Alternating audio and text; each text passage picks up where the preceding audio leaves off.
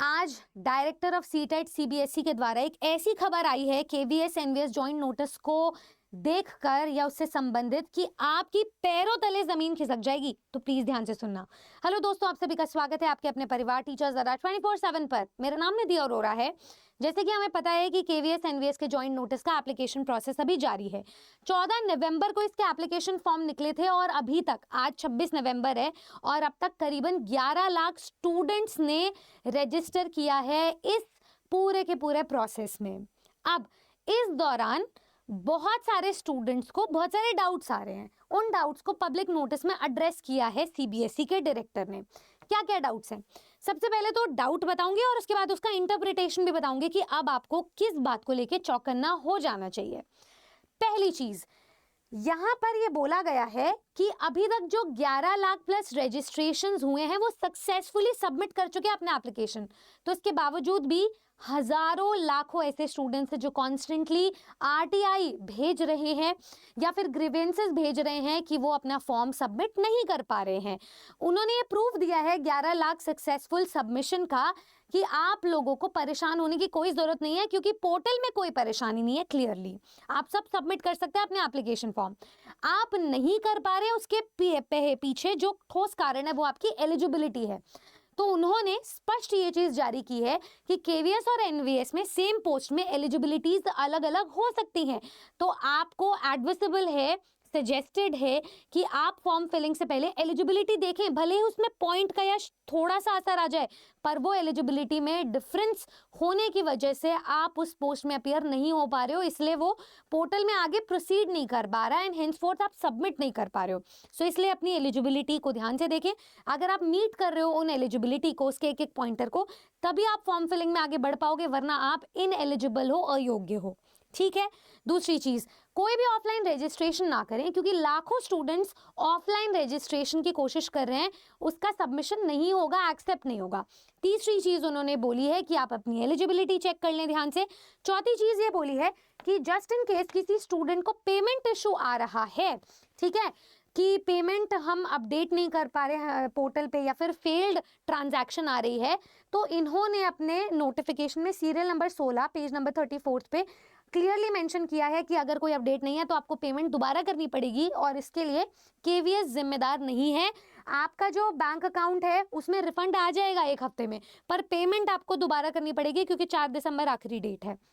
Last चीज उन्होंने ये बोली है स्टूडेंट्स को कि आप अपनी एलिजिबिलिटी रिलैक्सेशन से रिलेटेड कोई डिमांड ना करें आयोग से, क्योंकि उसमें कोई भी चेंजेस फर्दर नहीं हो सकते। जो एलिजिबिलिटी केवीएस एनवीएस के द्वारा पोस्ट की गई है, नोटिफाई की गई है, वही फाइनल आपकी एलिजिबिलिटी रहेगी, उसमें कोई चेंजेस नहीं होंगे।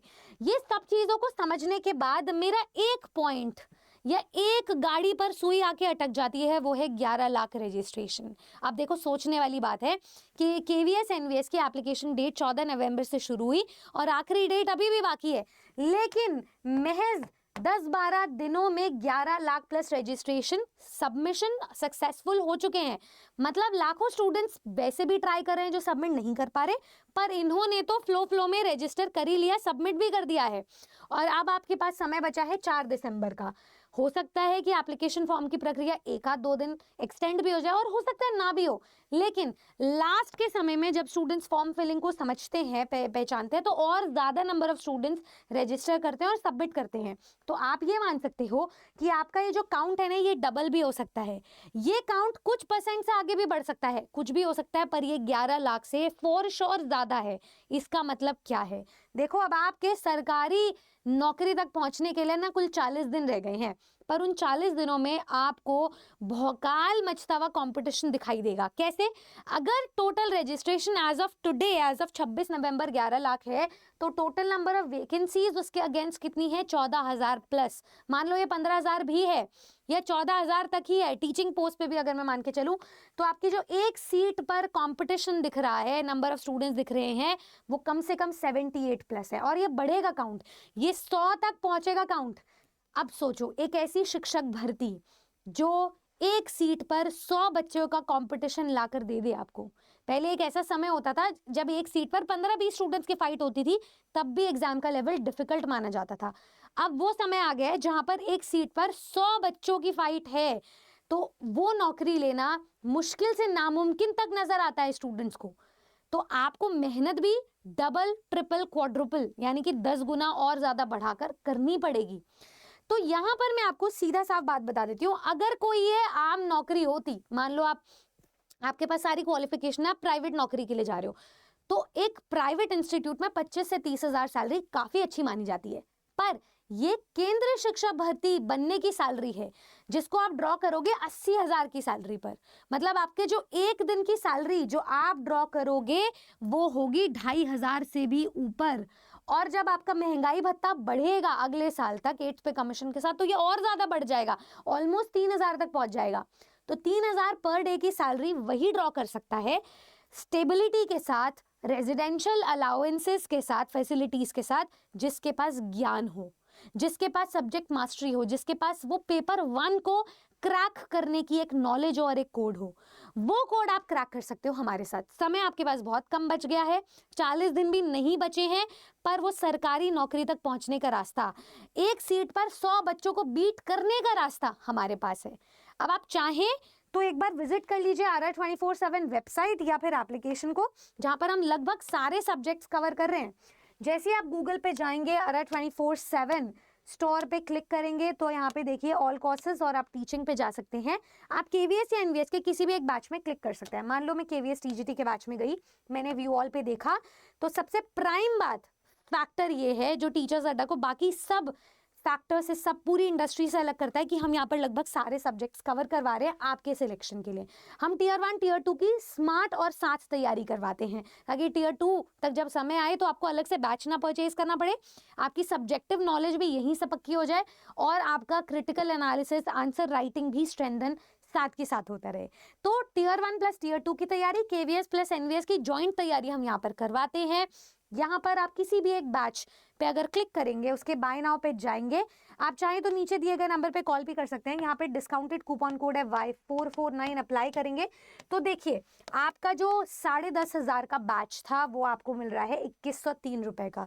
मतलब आपकी जो सैलरी थी वो एक दिन में जस्टिफाई हो रही है। उसकी एक दिन की फीस हमारे पूरे 18 महीने की फीस है जो हम आपसे चार्ज कर रहे हैं। तो अब आप तक मैं ये फैसला छोड़ देती हूँ, निर्णय छोड़ देती हूँ कि आपको किसके साथ आगे बढ़ना है। ए प्लान ऑफ एक्शन ए कहता है कि आप मेहनत करते रहो, जैसे आपने पढ़ा उसको पढ़ो। प्लान ऑफ एक्शन बी कहता है ऐसा समय जहां पर एग्जाम पैटर्न बदल चुका, केंद्रीय शिक्षक भर्तियों की डिमांड बढ़ चुकी है, समय बहुत कम है, और आखिरी मौका ये हो सकता है, आखिरी 40 दिनों को एकजुट करने के लिए ये बैच आपके सिलेक्शन सुनिश्चित करने के लिए बेस्ट बैच होगा। तो ये हमारा प्लान ऑफ एक्शन बी है। अगर इस प्लान बी को आप चूज करते हैं तो कॉमेंट करके जाइएगा प्लान बी, मुझे समझ आ जाएगा। बहरहाल हमारे बैचेस शुरू हो चुके हैं, हर सब्जेक्ट पे आप उसमें एनरोलमेंट दिखा सकते हैं, एनरोलमेंट शो कर सकते हैं। लिमिटेड सीट्स पर ही हम एनरोलमेंट ले रहे हैं, तो अपना निर्णय समय से बना लीजिएगा, इससे पहले कि देर हो जाए।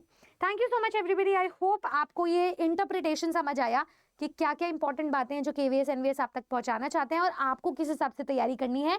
अगर इसके अलावा कोई और क्वेरी रह गई हो तो कमेंट सेक्शन में ज़रूर मुझ तक पहुंचाएं, और साथ ही साथ में चैनल को सब्सक्राइब करते हुए जाएं, क्योंकि मैं मिलूंगी KVS NVS की ऐसी ही डिस्कशन करते हुए फिर किसी वीडियो में। जय हिंद।